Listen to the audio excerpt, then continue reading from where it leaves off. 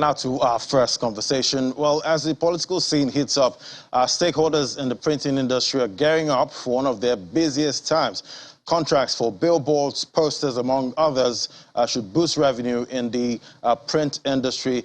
How much of this revenue will be accumulated by local players and how much will be exported? We have the chairman, Chartered Institute of Professional Printers of Nigeria, Mr. Gbemi Malamo, joining us on Business Morning. Great to have you. Good morning. Good morning. Thank you for having me. Yeah, so I guess you have your year cut out for you. Can you paint a picture of the size, of the printing industry in Nigeria? Thank you very much. I want to start by saying that CIPPON, Chartered Institute of Professional Printers of Nigeria, was enacted by an act of parliament to regulate printing business in Nigeria. Printing is one of the largest employer of labor in Nigeria. And in terms of employment, it's only second to traditional farming. It's very small, dispersed, and diverse. But when you aggregate it together, you are faced with a very, very huge monster. The challenge is that that monster is under a lot of threat, economic threat. And the time we are in now, we need to begin to look inward to be able to solve our collective problems. That's what capacity building is all about. Right, and you talked about challenges, in that sector. What are these challenges? Yeah, it's multifaceted.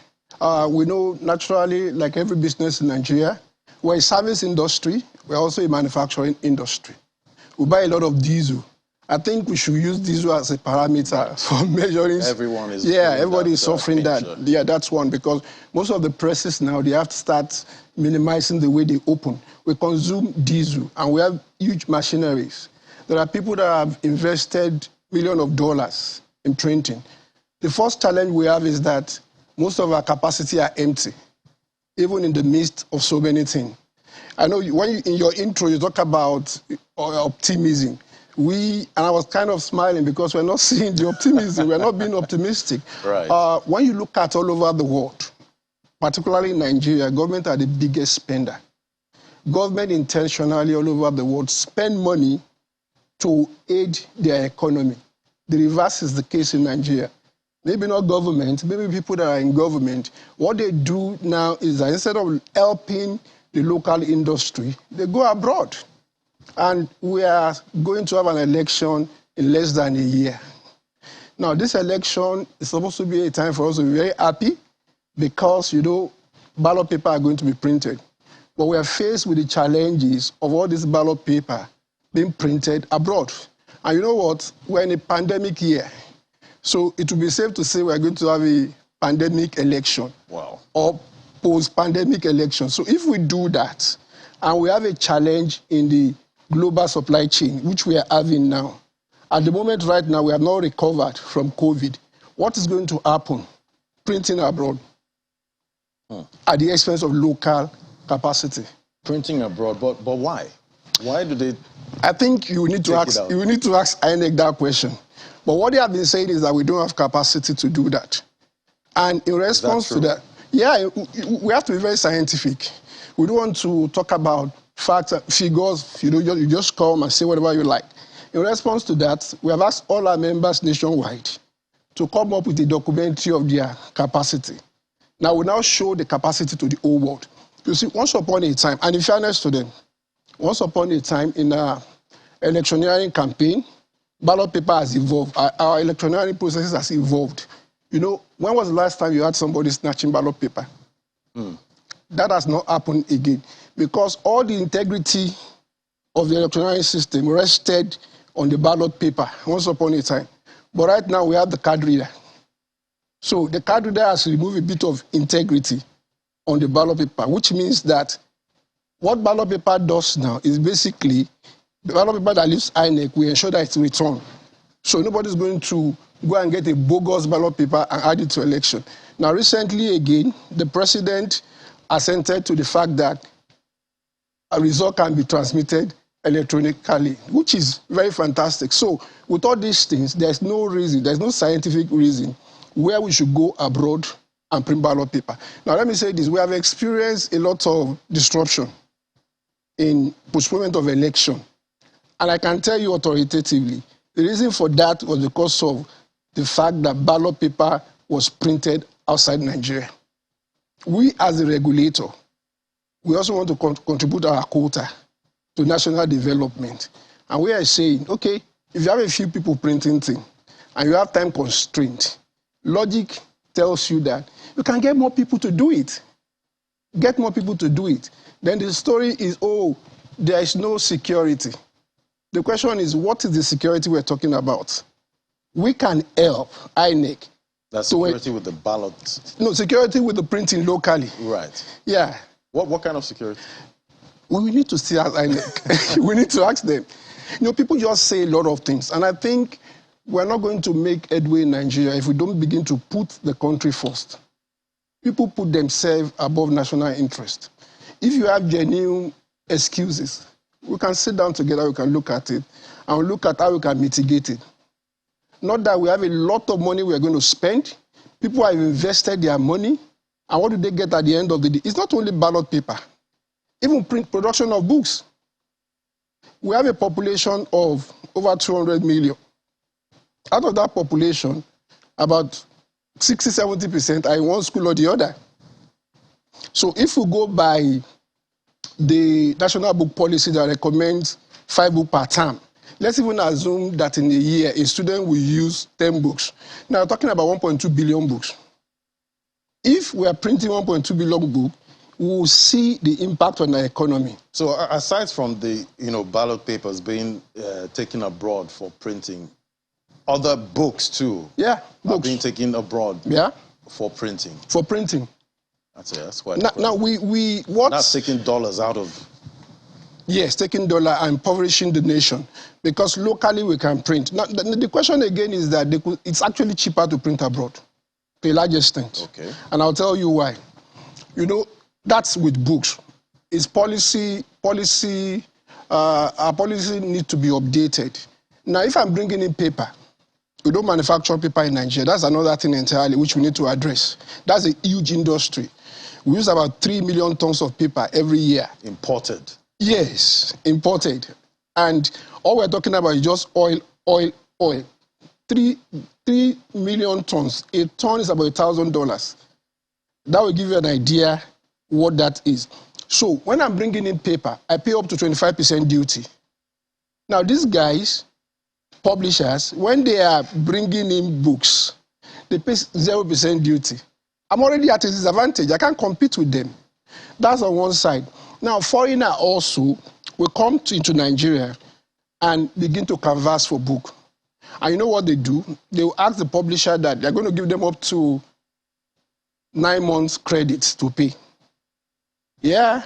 So after the job, 9 months later, because they have facility, they have help from their country.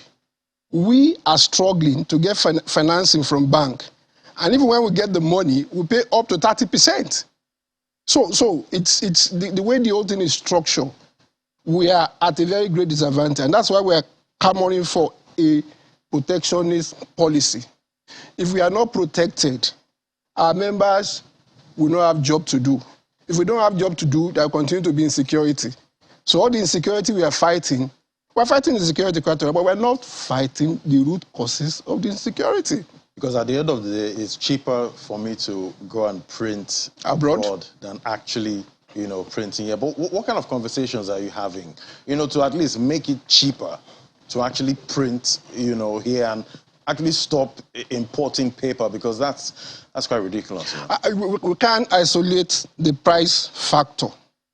If you look at the price factor, we'll miss the point. Once upon a time, we had issue with rice. We import rice. And government put in resources. Now we have local rice. The local rice is still not cheap. But with planning and everything, it will come to a point that it will be cheap. Why is government doing that? They want to create employment. They want to get people off the street. So if we look at just the cost alone, we'll miss the point. Now, what we're saying is that when you go and print abroad, people don't have job to do. So what are we doing about it?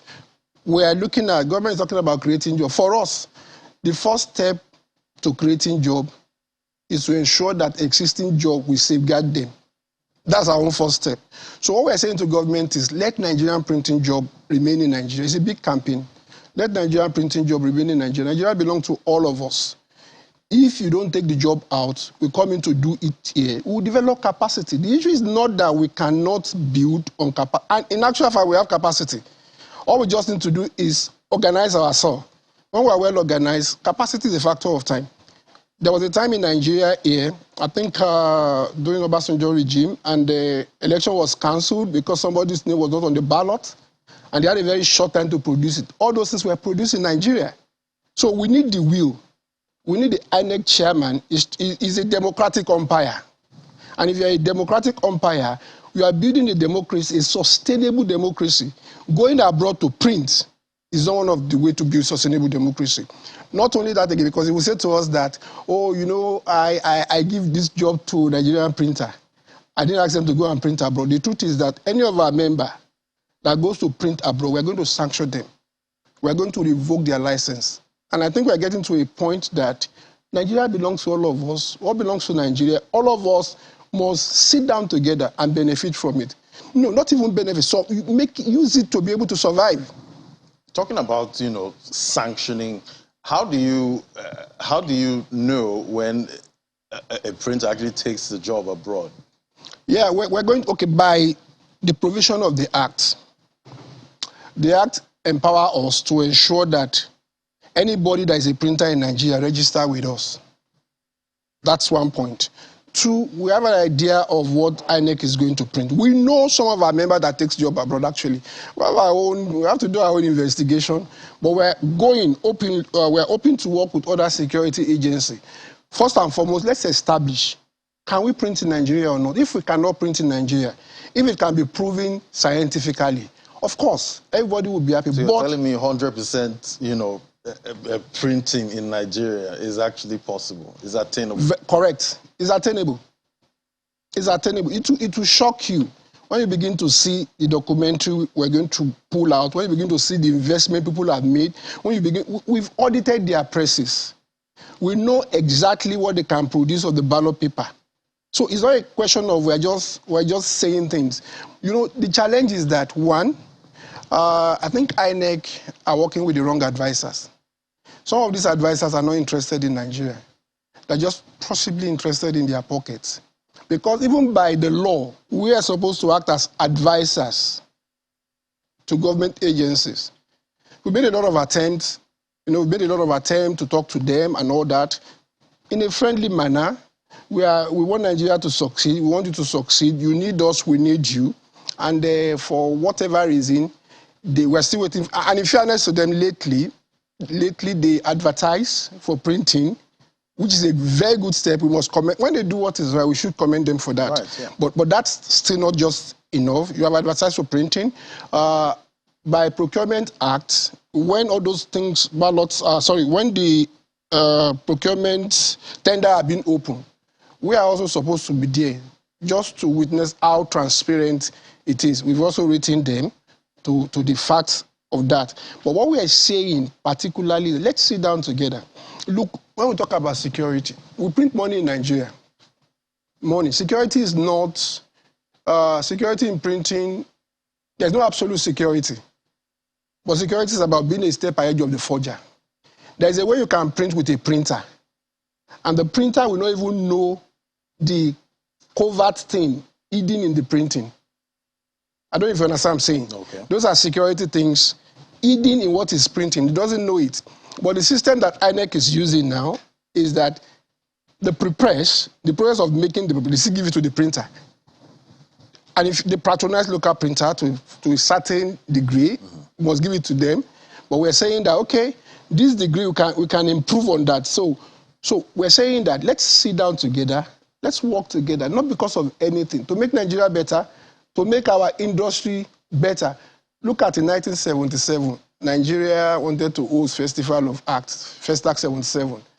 They could have chosen the easy way out and go and rent hotels. But they decided to build a town. They used the resources to build a town. We have that town now.